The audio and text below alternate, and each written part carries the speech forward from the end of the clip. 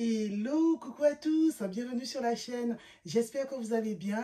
Aujourd'hui, nous sommes le lundi 22 mai et on se retrouve pour la présentation de mon budget prévisionnel pour juin. Alors, le mois dernier, je ne voulais pas présenter tout simplement par fainéantise et je me suis dit pourquoi pas ce mois-ci le faire ensemble. Donc, c'est parti, penchons-nous sur ce fameux budget. Alors, comme d'habitude, j'utilise mon planeur financier pour le faire. Donc, nous allons tout de suite aller au mois de juin. Ici, on le note. En revenu, j'espère que vous voyez bien, nous avons, allons grossir un petit peu, mon salaire qui s'élève normalement à 2340 €, un peu moins que d'habitude. Alors, je note 2340 €. Tout simplement, je perds 100 € ce mois-ci parce que les mois derniers, on avait une prime de 100 €, on va dire une majoration des heures de nuit, et c'était pour un temps donné. Donc, ça s'est terminé au mois de mars, payé au mois d'avril, et donc au mois de mai, nous n'avons rien. Ensuite, j'ai la CAF pour mon fils uniquement, c'est 140 € pour son allocation d'enfant handicapé. Et j'ai mon CE qui me verse la somme de 172 € également pour lui. Et ce qui nous fait un montant total de 2652 € ce mois-ci. Un peu moins que d'habitude. Je passe directement aux épargnes. Alors, j'avais un livret A à la poste. Je l'ai transféré à ma banque principale. Donc, je l'ai clôturé.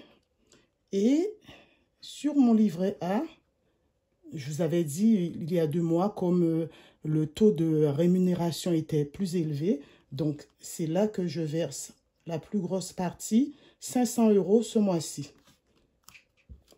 pour le remboursement anticipé de mon prêt IMO.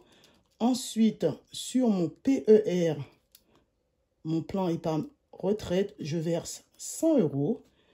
Et enfin, sur l'assurance vie de mon fils, donc je mets Assu vie, je verse 50 €. Et là, ça nous fait un montant total de 650 €.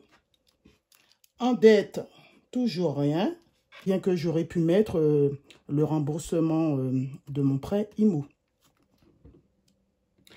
Ensuite, en dépenses fixes, nous avons toujours le prêt immobilier, l'assurance du prêt immobilier, l'eau, l'électricité, le gaz. Je mets également l'alimentation. Je mets l'assurance habitation. Je mets les impôts fonciers et c'est 1100 € par personne. Donc, je mets 1100 €. Mon mari, depuis le mois dernier, il met 1150 €. Mais moi, je suis restée à 1100 €. Voilà. Donc là, je mets charges diverses. Et en charge variable, nous avons l'essence, c'est 150 € par mois à peu près. Lulu, on lui verse chacun la somme de 100 €, ce qui correspond, on va dire, à ses frais mensuels, sachant qu'elle a un job étudiant tous les samedis matins à la poste. Et pour mon portable, c'est 10 €, ce qui nous fait 260 €. Habituellement, je mettais 10 € pour le sport Mais là, ce mois-ci, je ne donnerai rien à mon mari. Voilà. Vous remarquerez que je n'ai pas beaucoup de lignes sur mon budget, tout simplement parce que, encore une fois, je le répète, je n'ai pas Netflix, je n'ai pas Amazon Prime, je n'ai aucun abonnement et ça ne m'intéresse pas.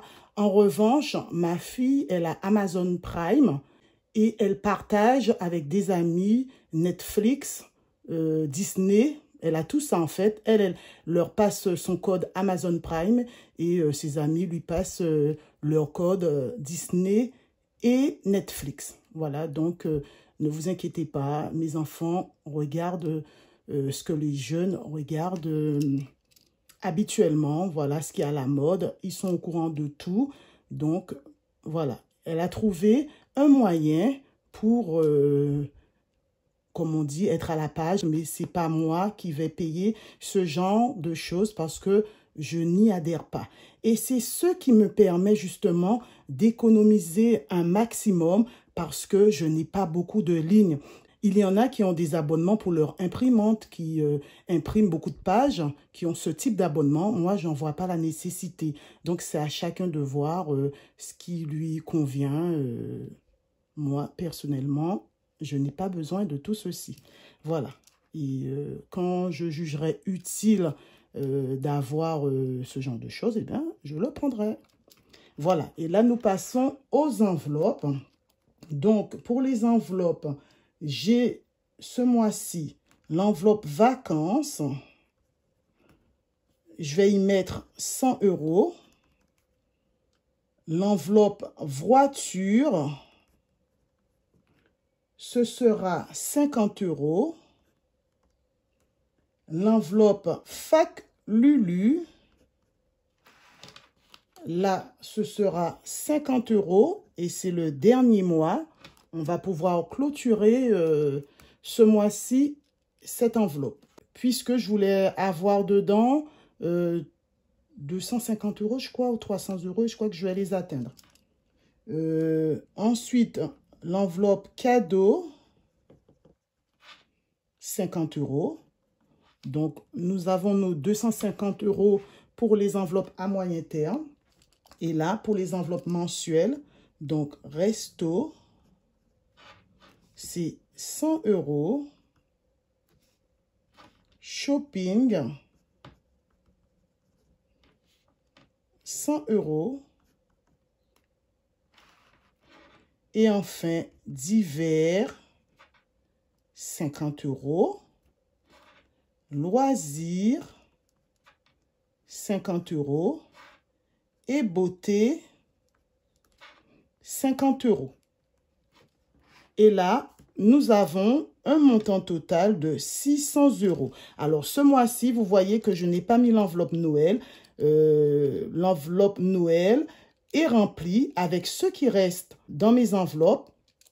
Et vu que je termine l'enveloppe fac Lulu, le mois prochain, l'enveloppe Noël prendra la place de l'enveloppe fac Lulu, tout simplement.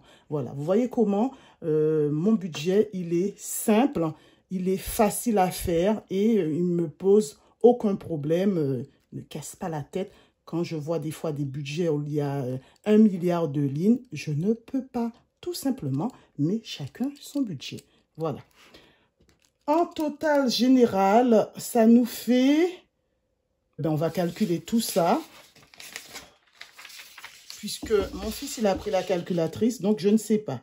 650 € plus 1100 € plus 260 € et plus 600 € des enveloppes, ça nous fait 2 0, 11, 6 et 6, 12, 14, 15, 16, 2610 €. 2610 €, voilà. Et en solde final, il nous reste 42 € qui correspond à ce qui me reste. Voilà, donc c'est fait. Ultra rapide, ultra rapide. Donc là, nous allons passer voilà, au remboursement anticipé du prêt IMO, un peu moins que d'habitude, 500 €. Donc, là, on passe à 3 900 €, en espérant que je me sois trompée dans mon budget prévisionnel et que ce mois-ci, je gagne plus, ce qui pourra me faire augmenter le montant ici et puis peut-être passer à 4 000 €. Et enfin, nous avons dit que ça me fait 2652, je crois. 2610. Non. C'est ça, 2652, voilà. Revenu total. Épargne. On a dit 650 €. Et mon taux, c'est 24,50%. Vous pouvez vérifier. Vous faites 650 multiplié par 100 divisé par 2652 et on tombe à 24,50%, ce qui est un peu moins que le mois dernier, ainsi que les autres mois, puisque nous tournions autour des 26-27%. Et là, évidemment, avec 100 € en moins, forcément, le taux est moins élevé. Donc, ici, on remplit livret A 500 €, PER 100 €, les actions 50 €. On va mettre le petit euro. Et là, ça nous fait 650 € pour le suivi des épargnes en banque. Et je crois qu'on est bon. Le reste, normalement, c'est quand on fera le bilan du mois. Donc, voilà les amis, un budget simple pour moi, un budget efficace. Nous en avons fini avec le budget du mois de juin. On va se retrouver pour le budget du mois de juillet, puisque normalement, j'ai ma prime semestrielle qui tombe. Donc, vous allez voir combien je mets en épargne le mois prochain. Voilà, donc, il n'y a pas besoin d'en dire plus. C'est ainsi que se termine cette vidéo. J'espère qu'elle vous aura plu. N'hésitez pas à liker, à commenter et puis à vous abonner si vous aimez mon contenu. Sur ce, prenez soin de vous, prenez soin des vôtres. Et moi, je vous dis à bientôt dans une prochaine vidéo. Bye!